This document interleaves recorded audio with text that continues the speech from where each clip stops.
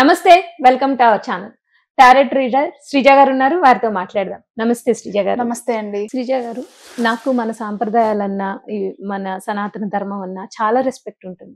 కానీ ఇవి కొంతమంది క్రియేట్ చేశారేమో అనుకుంటాను నేను. కొన్ని విషయాలు వింటే చాలా బాధ అనిపిస్తుంది మనసుకి, తీసుకోలేను. ఎందుకు ఇలా అనేది చాలా ఆలోచిస్తాం. ఆఫ్ కోర్స్ చెప్తే ఇప్పుడు మీరు కూడా అదే అంటారేమో. ఎందుకంటే వితంతు స్త్రీలు, అలాగే కొంతమంది రకరకాల కారణాలు కావచ్చు, భార్యాభర్త విడిపోతారు. అటువంటి స్త్రీలు అంటే ఆ పురుషుడికి ఏం ఉండదు, కానీ విడిపోయిన స్త్రీకి మాత్రం ఇక్కడ మళ్ళా వివక్ష చూపించేది. మళ్ళా ఎవరో కాదు, తోటి స్త్రీయే. ఎవరో వేరే ఎవరో చూపిస్తారు అని నేనేం చెప్పట్లేదు. సాటి స్త్రీయే, మన కుటుంబ సభ్యురాలు అయి ఉండొచ్చు ఆ స్త్రీ, లేదా పరాయి వాళ్ళు కూడా అయి ఉండొచ్చు. ఆ వితంతు స్త్రీలు కానీ, లేకపోతే ఈ డైవర్స్ అయిన ఉమెన్ కానీ ఉంటే వాళ్ళు ఎదురు రాకూడదు. మార్నింగ్ లేవగానే వాళ్ళ మొహం చూడకూడదు. వాళ్ళ మొహం చూస్తే మనకు అశుభాలు కలుగుతాయి. తాంబూలానికి పిలవరు. అదే పేరెంటాలకనే ఉన్న వరలక్ష్మి వ్రతాలు, దైవ కార్యక్రమాలకు కూడా పిలవరు. వాళ్ళ మీద ఎంత వివక్ష అంటే, ఆల్రెడీ పాపం వాళ్ళకు ఒక అన్యాయం జరిగింది, దాన్ని షేర్ చేసుకోవడానికి ఎవరు దొరకరు. వాళ్ళు మానసికంగా ఆల్రెడీ సగం చచ్చిపోయి ఉంటారని చెప్పాలి. వీళ్ళ మీద మళ్ళా మనం వివక్ష చూపుతాం చూసారా. అసలు మనం మనుషులమేనా? మళ్ళా మనం పొద్దున్న లేచి పూజలు చేసేస్తాం. అసలు మన ఇంటికి శుభాలు ఎదురొచ్చినా కానీ ఏదో వీళ్ళకి అన్యాయం జరిగిపోతున్నట్టు వెంటనే ముఖం మీదే కొట్టినట్టు మాట్లాడేస్తారండి. చూస్తే మనకి అయ్యో అనిపిస్తుంది. ఏంటంటే అబ్బా చిచ్చి పొద్దున్న లేచి అంటే మనం మాట్లాడకూడదు కొన్ని వర్డ్స్, అంత తీసిపోయినట్టుగా మాట్లాడతారు. నిజంగానే వాళ్ళు ఎదురొస్తే అంతంత దారుణాలు జరిగిపోతాయా మనకి? లేదు, ఇది అంతా కూడా మన మైండ్ సెట్ బట్టే ఉంటుందండి. యాక్చువల్ గా అసలు ఎలా అంటే చాలా సెన్సిటివ్ టాపిక్ యాక్చువల్ గా ఇది.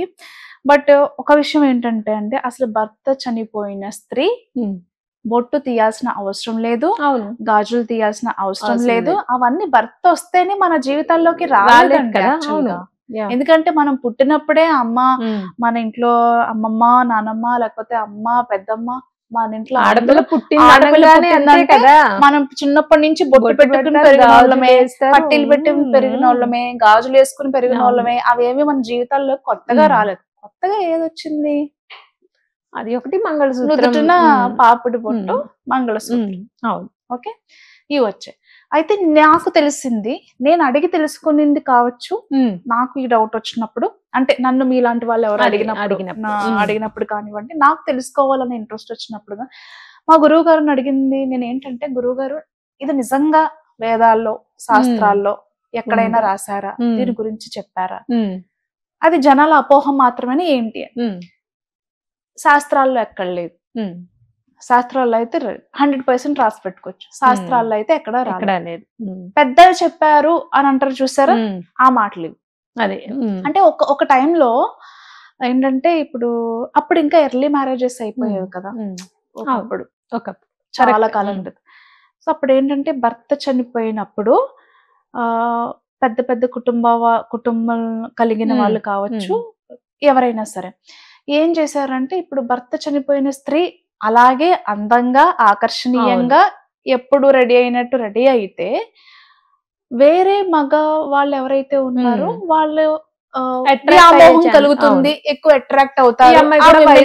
కాబట్టి వీళ్ళు కూడా వయసులో ఉన్నారు, కుటుంబం పరువు నష్టం ఏమైనా జరుగుతుందేమో, బాధ్యతలు అనేవి తప్పిదో అంటే వేరే దారి పట్టే ఛాన్సెస్ ఉంటాయని పెట్టిన ఆచారాలు తప్ప, కరెక్ట్.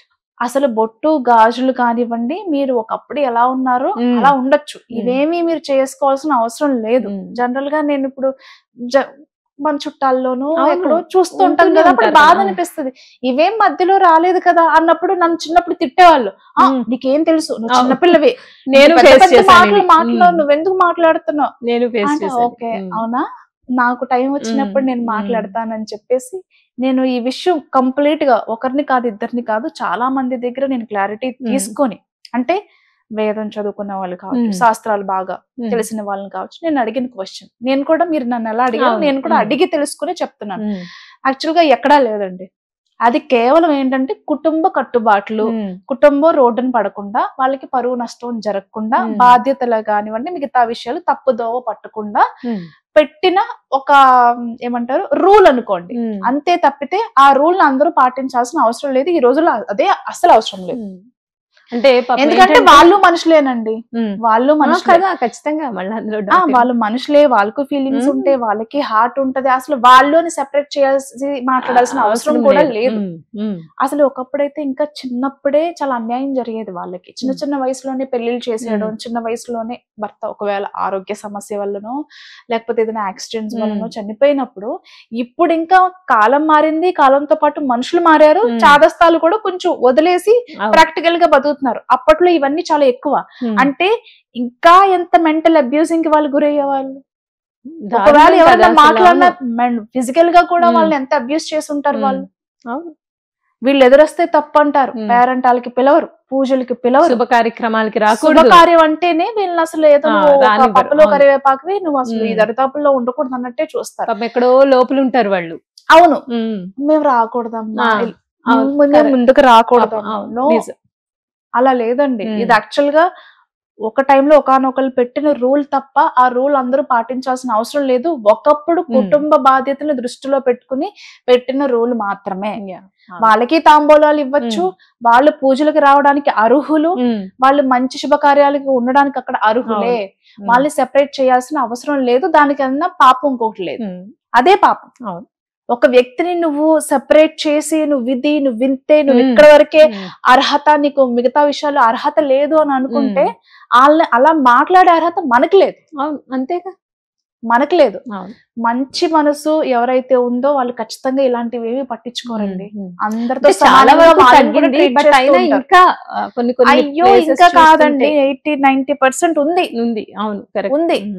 బట్ ఎక్కడా కూడా అది రూల్ లేదు. దయచేసి అలా వివక్ష చూపించడం కానివ్వండి, తక్కువ చేయడం కానివ్వండి, అవమానించడం కానివ్వండి అసలు కరెక్ట్ కాదు. దాని వల్ల కలిగే పాపం అనేది అసలు మీరు తీర్చుకోలేని పాపం అది.